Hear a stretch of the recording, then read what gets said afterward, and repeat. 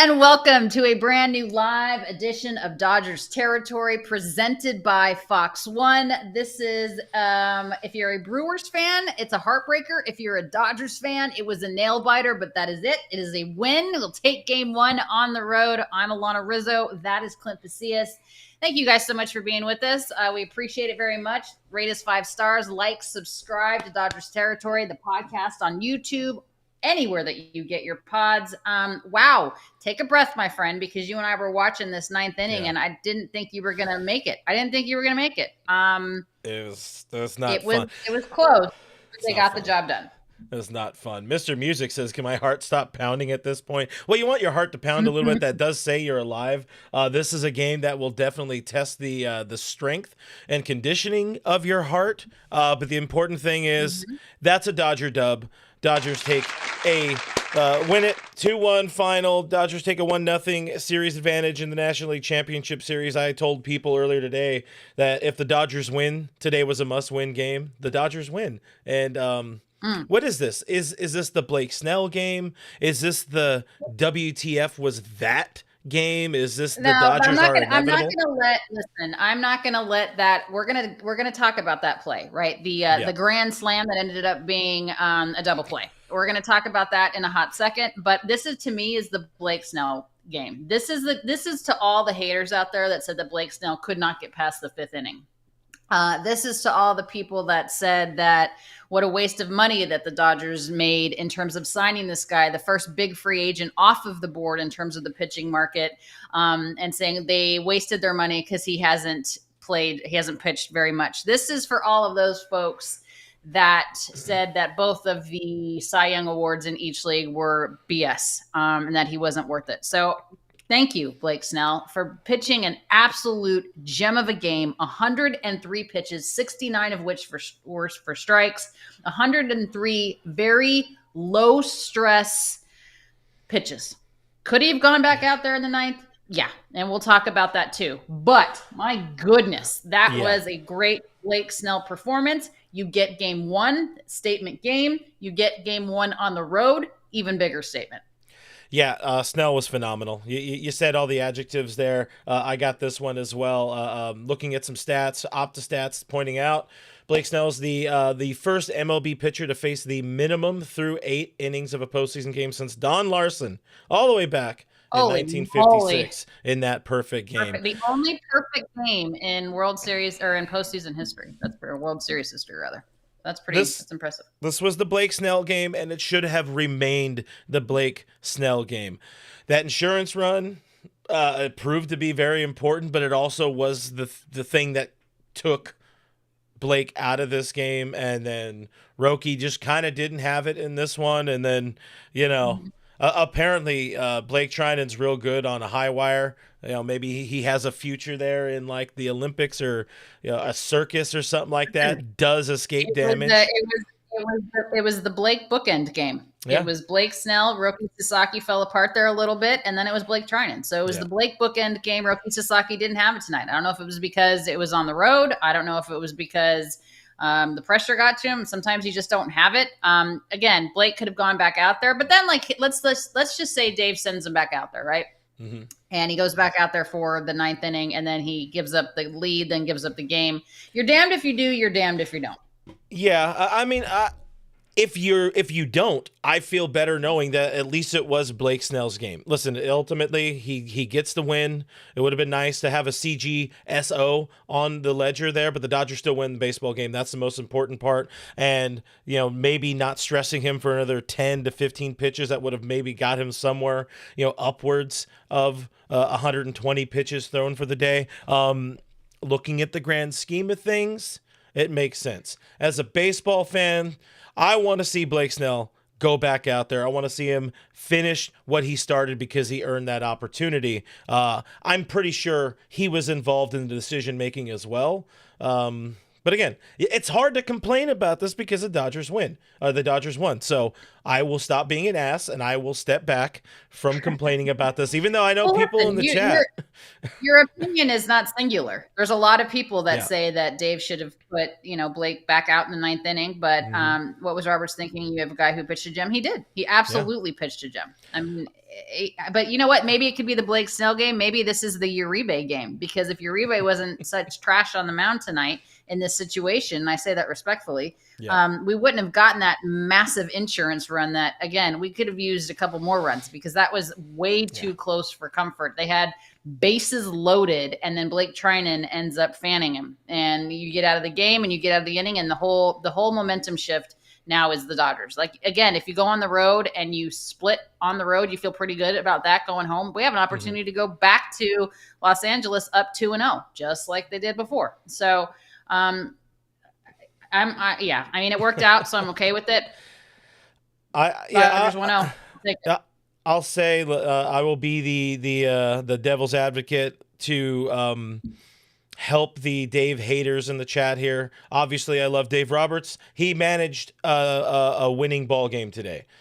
I think he overmanaged himself a little bit today, deciding with that Blake Snell one, which, that's kind of 50-50. Like you said, it's damned if you do, damned if you don't. But maybe a little early going for the pulling the Justin Dean lever, and then ultimately Teoscar Hernandez's spot comes up in that inning where Abner Uribe is deciding to, hey, everybody gets some walks and some runs here. They only get one. They could have got more, and then our stress levels would have been a little bit better. But ultimately, he has to pinch hit Alex Call for Justin Dean, because Justin Dean is not a major league hitter. And that was Teoscar's spot. And, again, ultimately didn't completely bite you in the ass. It wasn't an outfield a misplay or something that cost the team the game. The Dodgers won the game. And you know what, though? What could have been perceived as an outfield misplay was when one of our outfielders on offense didn't decide to tag up and run. Are we talking about that now, or are we doing a break, or what are we doing? You know what? Let's do a break, because we do need to talk about the WTF was that inning. But first, we're going to tell you guys about DraftKings. Here we are. Football is back, and so is your shot at big wins with DraftKings Pick Six, the official daily fantasy partner of the NFL. Your game day instincts can score you real money fast. Here's the play. Just pick more or less on 2 or more player stats, from breakout rookies to elite QBs, and unlock the upside every snap brings. The better your calls, the bigger your payout. This season, play your player instincts. Download the DraftKings Pick Six app now. Use code FOUL, that's FOUL. Pay just $5 to get $50 in Pick Six bonus picks. Make the call, ride the upside in partnership with DraftKings Pick Six. The crown is yours. Gambling problem? Call 1-800-GAMBLER. Help is available for problem gambling. Call 888-789-7777 or visit ccpg.org in Connecticut. Must be 18 and over. Age and eligibility restrictions vary by jurisdiction. Pick Six not available everywhere, including New York and Ontario. Void where prohibited. One per new customer. Bonus awarded as non-withdrawable Pick Six bonus picks that expire in 14 days. Limited time offer. See terms at picksix.draftkings.com/promos. Okay, we're back here live on Dodgers territory. We appreciate you guys listening and watching right now. Let's talk about that fourth inning, because that was like presented by Fox One, Dodgers territory. Presented by Fox One. I appreciate you, Fox One. Yes, that's very important. Let's talk about that fourth inning. Everybody was like, what just happened? I mean, even the announcers were a little bit perplexed about what went on. They ended up explaining it well, and all the camera angles and everything helped in replay. We have the benefit of replay. But it went from what we perceived to be a grand slam by Max Muncy to getting an 8-6-2 double play out of the inning. And I think the thing that bothers most of us the most, Clint, is that the second that the runners on second and third noticed the contact with the outfielder, with Sal Frelick, I believe it was, as soon as they realized that he made contact on the ball, they should have tagged up and run. I mean, even if it was just a sac fly, like that would have scored Teo. Teo needed to run on that play. And I don't know what happened there. I don't know if it was just a brain fart. I don't know what Dino Ebel was telling them, what he was not telling them.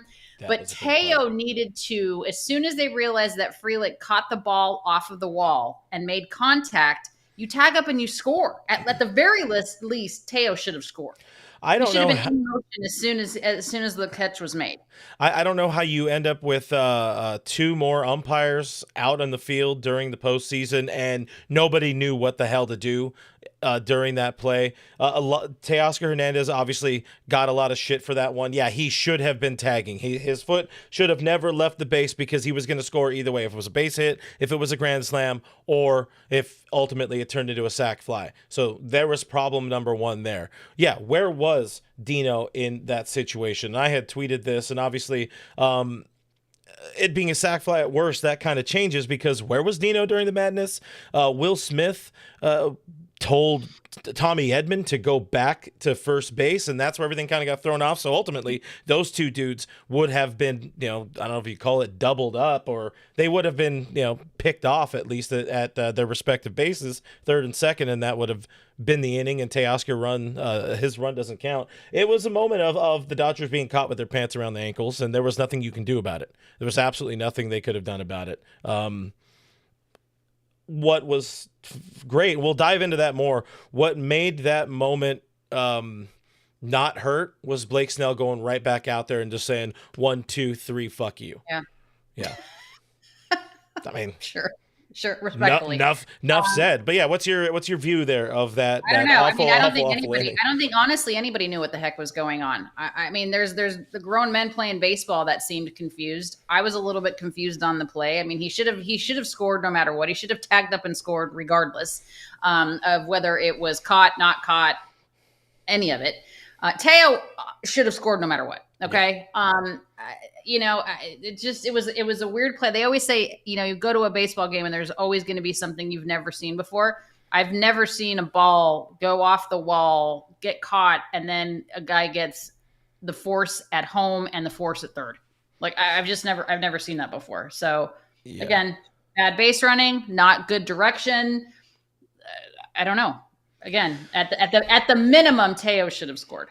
Yeah, I mean, there is a chance too, because I've seen a lot of people on the internet machine saying what I said there about they would have Will Smith would have been out at third and then Tommy would have been out at second. But if they're throwing home and Teo beats that throw, then there's not an out at the plate, and then maybe they only end up getting one out. Then that run does score. It was weird. It was really weird. The left field umpire, he called safe right away. Who looks at the left field umpire? Nobody knew what to do. I'd be very interested. I'm going to be very interested in hearing, Dave's angle, his view of it, but also Will Smith. I think there is something to be said about Will Smith causing a good amount of confusion there in that scenario, in that situation. Thankfully the Dodgers were able to ride the momentum once again, of Blake Snell, player of the game in this one. It's hard for me to say. Toll Troll is saying that Dino was yelling at them, telling them where to run. I need to go back and watch the replay and see where he's signaling what. I mean, it's in real time, and give kudos to the umpires and everybody that ended up figuring it out in real time, as well as the guys that had to watch the replay and figure it out. So yeah, Toll Troll saying that watch Dino is literally yelling and signing them to run. Maybe he was, I don't know, but that was just such a weird play. But you're like, those types of things though, that's the type of stuff that if it happens in May in Cincinnati, you're like, meh. Whatever. But if it happens in the postseason, like what if we lost the game because of that and then ultimately lose the series because of that? That type of stuff creeps up and haunts you. It's like the fifth inning in the World Series last year. Exactly. I was literally going to say, it made me feel, harken back to the Yankees all the way back in 2024 in that World Series. But again, the game was not lost in that moment. Blake Snell came out, shut the door on them, and then the Dodgers, I think, they get the bases loaded again. Pat Murphy decides to walk Shohei to load the bases to get to Mookie, and then it's a double play. Mookie hits into a double play, and at that point, I was just like, all right, maybe this is just not our day. Maybe, and then, still Snell shoves after that, and Freddie gets his moment and hits a homer, and it's like, maybe the Dodgers are inevitable. I think Freddie thought he got 2 home runs. Did you see him on the second not the second at bat, but the one that was it a double? I think it was a double. It's been interesting too. It was interesting that Shohei got intentionally walked twice, because I had a conversation today on Fair Territory with our special guest Jesse Rogers, because Ken Rosenthal obviously is on assignment with the ALCS stuff going on. Just about the lack of offense or lack of perceived offense from Shohei Ohtani, and should we be concerned in those types of things. And he said, obviously, he felt like this is the series that Shohei is going to kind of wake up again offensively. And it's funny, though, that obviously he's still a threat, right? If you're going to intentionally walk the guy twice, and he had a very bad, and I put that in quotation marks for Shohei, very bad offensive series in the DS, it just shows you how much they still respect his bat and what he can do. Francisco Diaz with the $4.99 super chat. We appreciate you very much. Who else's heart is still racing? What a masterpiece by Snell. On to game 2. Let's get ready. Let's go Dodgers. Yes, sir. Yes, sir. Yeah. It was a fun game. I wish I didn't. This is another one of those ones where I wish I didn't have a rooting interest in it, because it seemed like a very fun baseball game to watch if your team is not playing. It had a little bit of everything up to it, some and including ninth inning drama. This is the type of stuff that baseball really needs, and I think people will enjoy it. I mean, it's great. It's fun if it goes in your favor. Like I'm sure if we had the, Bernie Brewer podcast on fair territory or foul territory, that their the Brewers podcast or Brewers territory, that they would think very differently. Like their conversation right now is very different than our conversation. But they're a good team. Let me ask you this too. What do you think about this whole oh, woe is us, we're the average Joes, the Dodgers couldn't name 8 people on our team? Like, I'm not fun. And I love Pat Murphy. He's a great baseball dude. And I like the Brewers. I lived in Wisconsin for 3 years. I covered the Brewers for 3 years. I like that team. I have a lot of respect for the organization, but I'm not buying into this whole or just the woe is me. Oh golly, we're just so happy to be here. You have the best record in the freaking league. Stop. Yeah, I do love that Doc kind of shut that narrative down in his pregame presser. They did have the best record in the National League. There's something to be said about that. But in all fairness, it is a group of just kind of respectfully nobodies. And sometimes that plays up. Sometimes that does work, and sometimes that you put that sort of chip on your shoulder. It can help this team, survive and thrive, and maybe even play well, which would be thriving in the postseason. So I don't know how much longer they can try to run with that, but I did have that conversation yesterday on my All Dodgers channel. I was like, I even pleaded to Brewers fans, like, look, I am not trying to sit here and disrespect you guys, but I don't pay attention to anything Milwaukee in my day-to-day life because, I have better things to do. I have to say, like I said, I lived there for 3 years. I lived in Madison, but I've been in Milwaukee a number of times. Of course, just living in Wisconsin, but also covering the National League as long as I have. And Milwaukee is a sneaky fun town. That third ward, that'll get you. Have a good time. I don't know. It's fun. It's fun because we're there, and I wasn't going to watch, learn anything about the Brewers. I know they have names. I know they have, decent, good players, living players, as I love to say here on the internet. But the Dodgers have a lot more, black and italics on the back of their baseball cards. Holy shit. That's not where I thought you were going with that. So I was like, oh, God. We'll walk away. We'll walk away from that one. Stop the juice. Stop the juice. I don't know. I still maintain the Dodgers go back to the World Series. I do. I really feel that way. 1-0 advantage. I just think that they're the better overall team. Kind of there's that whole thing about just they've been there so many times. They don't have any unrealistic expectations because they've been there, done that type of situation. I think that absolutely, and obviously the staff and the roster and everything bodes well for them. But a bunch of dudes been there, done that sort of thing. Brewers, very good ball club, but most of their guys haven't been there and done that. Yeah, Christian Yelich has played a fair amount of postseason games, but he's also on the wrong side of his mid-30s now. He's not the same baseball player. Wow, you're about to be 40 on Friday, so I don't want to hear it. And I'm not out there trying to carry a team to a National League pennant. Everybody, Clint's 40th is Friday. Send him something nice or give him a super chat. We will be live, by the way. We will be live here on Friday after the Dodgers. Oh, wait. I'm going to be at the game, I think. We'll figure that one out. If we are going to the game, if I am going to the game, I am going to be properly outfitted for it because I guess I technically can't wear this hat. Anyways, the point is I want to talk about this hat. You got a hat as well. Guys, I want to tell you about Lids.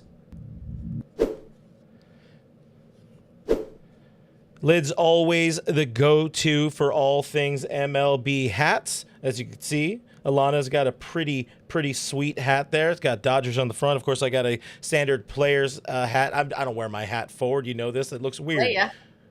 Playa. But anyways, they got your hats, your jerseys, your apparel. Lids can now be your go-to for all things Topps trading cards as well, which is pretty cool, including Bowman Chrome available now. But again, the most important thing is they got hats. You got lids at Lids, and that is a very important thing. But Bowman Chrome, if we're talking about the cards, is the chase for the hottest prospects first cards, including autograph cards, unique inserts, the latest crop of young rising stars. Whether you've been collecting for years or just getting started, you could head to your local Lids store and start ripping them packs. And most importantly, check that out on the screen. Yep. Tell them. Territory. That's TERRITORY to 29017 to receive 20% off your next purchase of any headwear or apparel at any U.S. Lids store. Some exclusions do apply, but I love it. Oh, even the pups are going to get some stuff from Lids. We appreciate it. All right. We're going to take a quick break. We're going to kind of preview game 2. That technically was our break. That technically was our break. We don't have to come back? Well, we are back. We're here. We can still talk about game 2 because that's the next game in line, and I feel pretty good because the Dodgers have a 1-0 series advantage. All right, Yamamoto, I feel good about that. Yeah. I feel really good about Yama going in game 2. I can't see my eyes.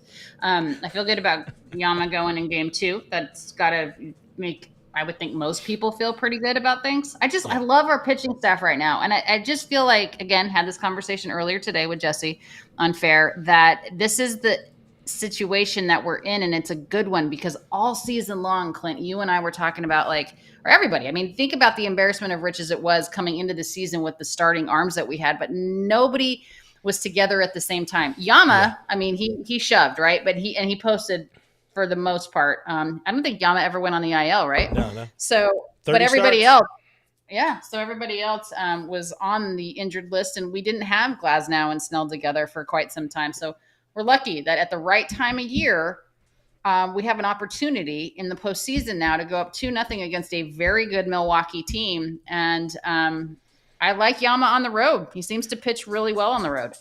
Yeah, he's been lights out everywhere. Very good on the road. I think he's technically better at Dodger Stadium, but still posted a 2.49 ERA over the course of the season. Of course, the Brew Crew sending out their ace, Freddie Peralta, was weird to see them go with the opener today. It was a little, like it's game 1. I understand they had to, play 5-game series against the Cubs there, but Freddie Peralta, also a very, very good pitcher. He's given the Dodgers fits in the past. Should be a really good game too. I would love breaking news, and I'm going out on a limb here. I would love to leave Milwaukee. Love to see this team leave Milwaukee with a 2-0 series advantage. Sure. Would you? Okay, so Blake Snell, it's going to be very difficult to repeat that performance. The only way you can do it, Clint Pasillas, is to do a complete game shutout, or even just a complete game. Doesn't even have to be a shutout tomorrow, Yamamoto. Is that realistic?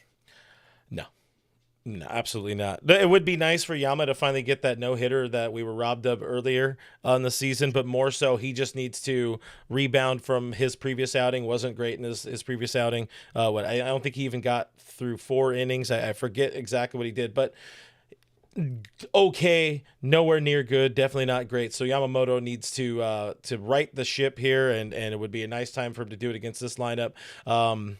Again, no disrespect to the Brewers, but these are dudes that somebody like Yamamoto, same way we saw Snell tonight, should be able to carve them up. Should be able to. Another thing that I'm appreciative of is that Blake Snell had 8 really good innings. Roki didn't have his command tonight, but that's okay. The usage was not ridiculous. And Trinan, not ridiculous either in terms of amount of pitches thrown. We didn't talk about Kasperius on and rushing off of the roster. Yeah. Any thoughts there?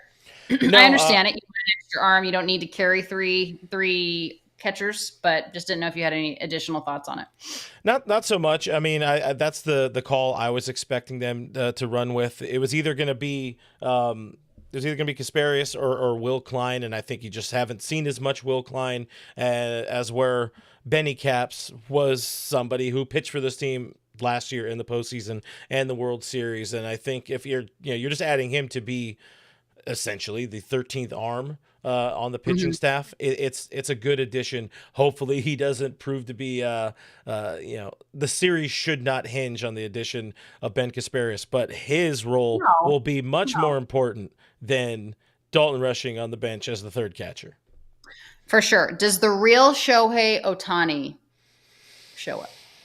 We were told, I told people that him against the Brewers, he's not going to face these lefties with the sidearm. No more Christopher Sanchez, no more Ranger Suarez or Jesus Lizard. I was hoping we'd see something out of Show. Jesus Lizard. It's Jesus Lizardo. But my goodness, Jesus Lizard. You have problems. But what is it? Another 0 for today, 0 for 3. He's 2 for 25. He was intentionally walked a couple times too. So took the bat out of his hand, man. That helps. I would rather face Shohei Ohtani, but we also know he can run into one at any point. He's going to, announce his presence in this series. Chances are it's going to be tomorrow. So hopefully I could look stupid because I love looking stupid. But yeah, 2 for 25 since that 2-homer game to open the postseason. So Show's got to get it going. Freddie woke up. That's huge for this team to see Freddie Freeman waking up. Just got to get another guy going. Andy Pajes as well. I saw some people in the chat talking about Andy Pajes hitting like 039. That's a problem. Yeah. Oh, super chat, $5 from Gabriel Quesnot. How do you say that, Gabriel? And that's all she wrote. Game over. Dodgers win, baby. 6 down, 7 to go. I know, 7 wins. That's insane. Oh, his avatar was a dog. Little doggo. Let me ask you a question really quick in terms of, we always want to, everyone wants to pile on Dave, and I get it.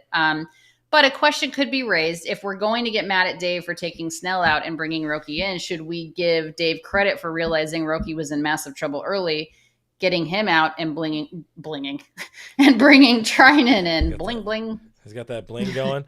I think there's a decent amount of credit to be had there. Don't just ride it out with Roki if he didn't have it. Straight up, he you have no time. It's not the regular season. There's a quick hook here, right? Mm-hmm. Quick hook.